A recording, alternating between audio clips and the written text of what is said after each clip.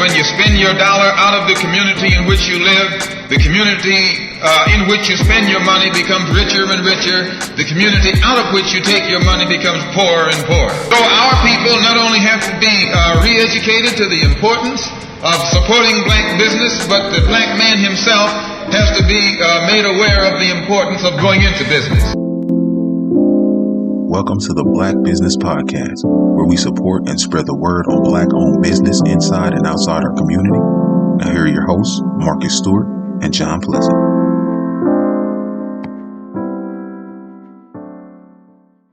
Yo, welcome to another edition of the Black Business Podcast. My name is John. I'm with my co-host, Marcus. Marcus, how you feeling, man? I'm good, always good. Love it. Another day, another dollar, right? Yes, sir. What's going on with you?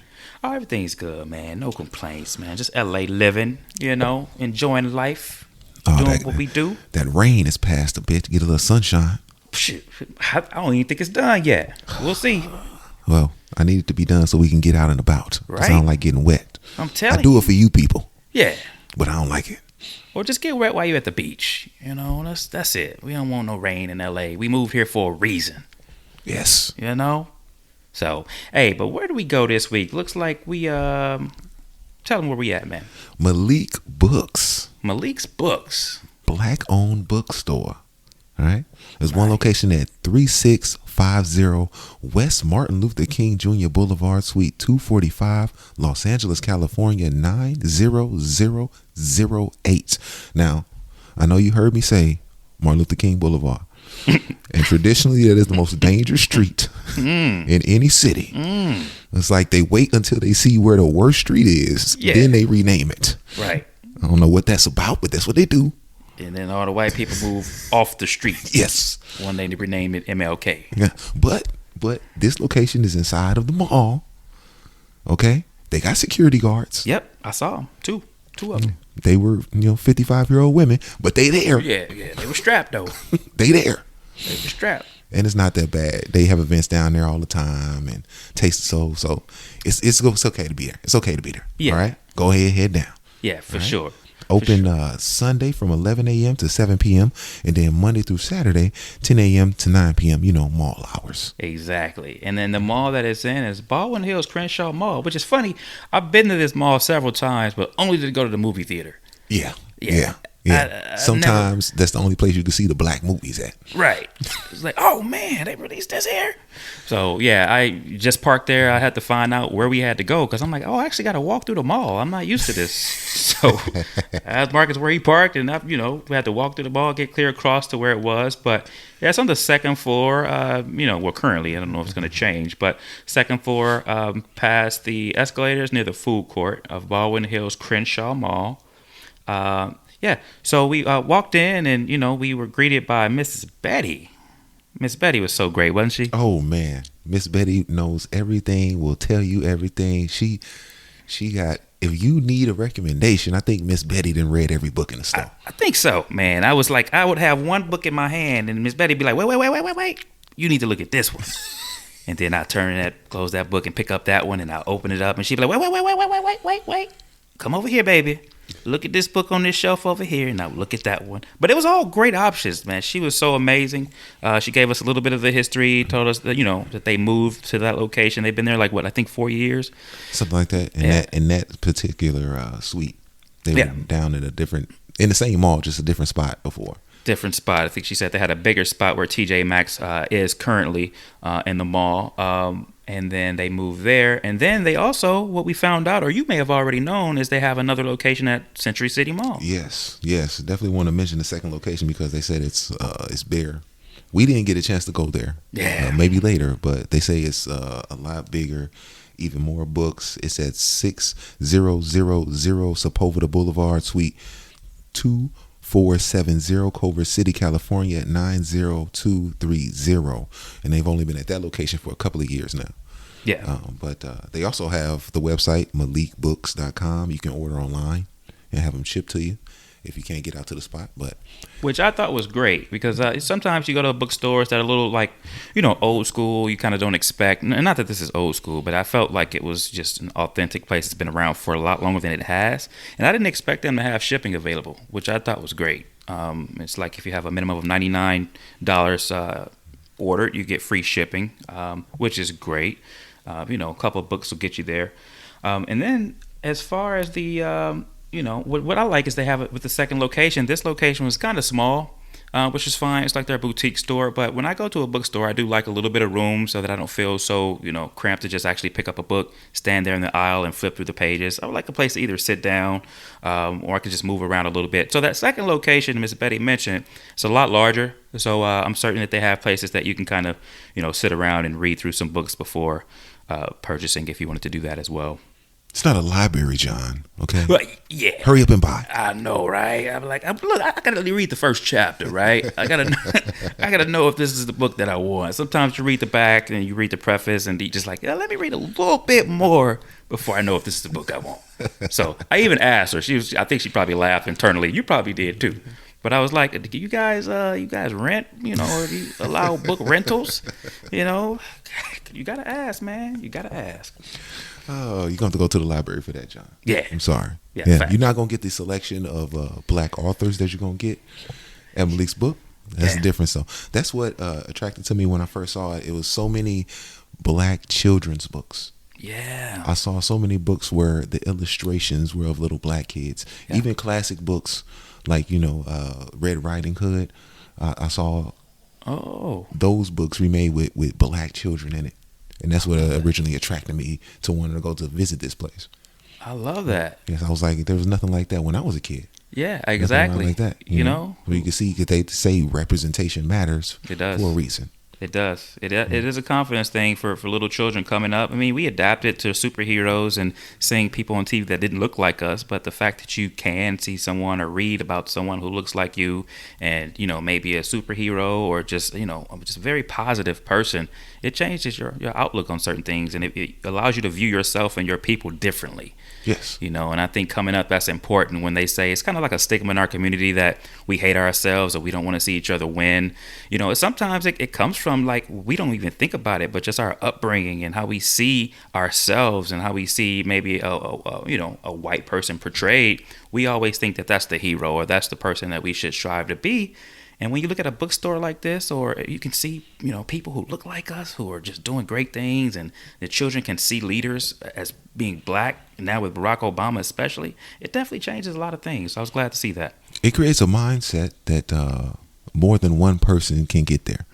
See, when you're growing up and you only see one person that looks like you have success, you think, okay, well, there's only one person can have that spot at a time. Right. So now I got to jump over everybody else to get that one spot. Yep. And that's not true at all.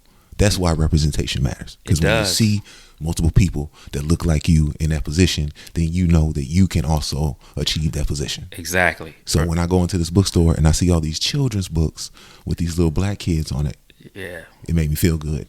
It did. I will say that. Or just keep you from doing something. I feel like sometimes we feel like we got to like push the envelope when it comes to certain things, because like you just mentioned, when it's like, someone's already in that spot, I have to either wait my turn or just shift or pivot, and then we try to do something that we wouldn't ordinarily do just to stand out. A lot of times we see that with social media and things like that too.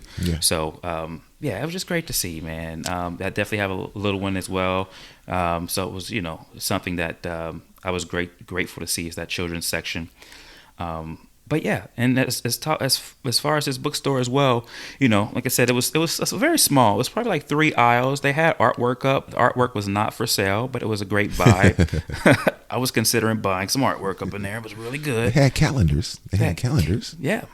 Calendars, and I also saw a book like you just mentioned, like Little Red Riding Hood, the black version. They had like a calendar like that, as far as us being like.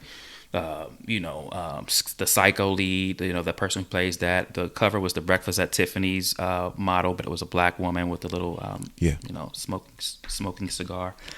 So that was cool to see as well. But they sold other products. They had shirts and they had tumblers, different things like that with their name and their business on there. So definitely go to their website if you get the opportunity and show some support, show some love. Again, free shipping with $99 or more purchase. And they had a variety of books. They had stuff that you wouldn't even expect. I didn't know Shaq had a cookbook. I didn't. Yeah, and you saw where it was, right? It was like on the top shelf. Like only people 6 feet or taller can buy his cookbook. You know, He's making big portions. Yeah, big portions. And I like Shaq. I just can't imagine him in the kitchen at a normal stove. Like his stove has to be at least 6 feet tall. It has to be. What is he bending over, hurting his back, trying to make something to eat? Yeah, they can't do that. Doesn't make any sense. It doesn't. Huh?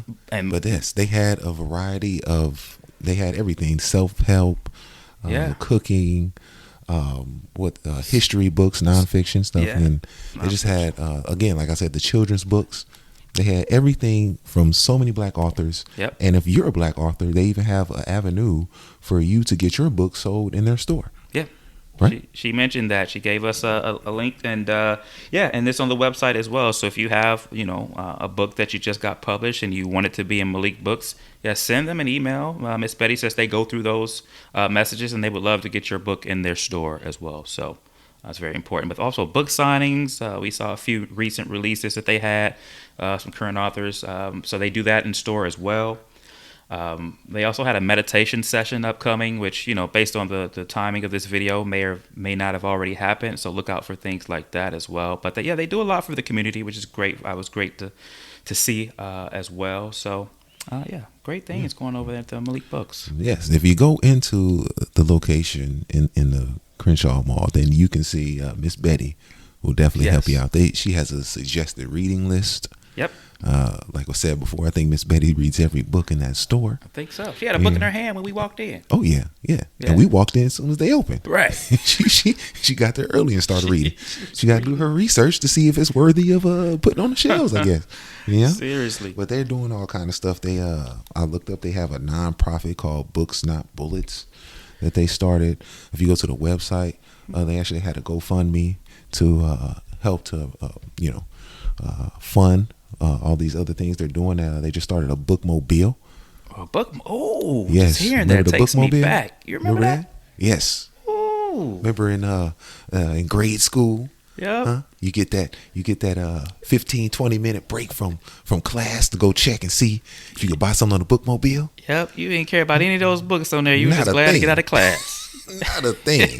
It's like, I am in the 5th grade. I do enough reading. Right. The teachers, Miss Wallace already gave me 4 books to read. Sorry, I'm just here to hang out. And you be standing on the bookmobile. It just brings me back like the 6th grade. I remember it's like standing on the bookmobile. Somebody walks on, the whole bookmobile starts shifting and everything like that. It was just... you had to wait a turn because it was a limited space. You couldn't get everybody on there at once. You couldn't. It was like 4 or 5 at a time, and you spending the whole 20 minutes not because you want a book, but you're like, hey, give me my space. I need my 20 minutes to peruse the books. That's where that stigma started that black people don't read. It's not true. Okay, yeah. We read plenty. It's not true. Exactly. All right. It's just when you're 10 years old and you're forced to read enough. Yep. You don't feel like doing any more on your free time. Yeah. We had enough of To Kill a Mockingbird. We read that 4 times. We just was looking for something else. So, and then the Scholastic. We were reading for the pizza. We were doing, and then you had a book report every month. Right. Like we did enough reading. And at that time, we didn't have like sources to give us the whole book, like what it was about. We had to actually read that sucker. How old were we when they made us read The Lion, the Witch, and the Wardrobe? What? 5th grade.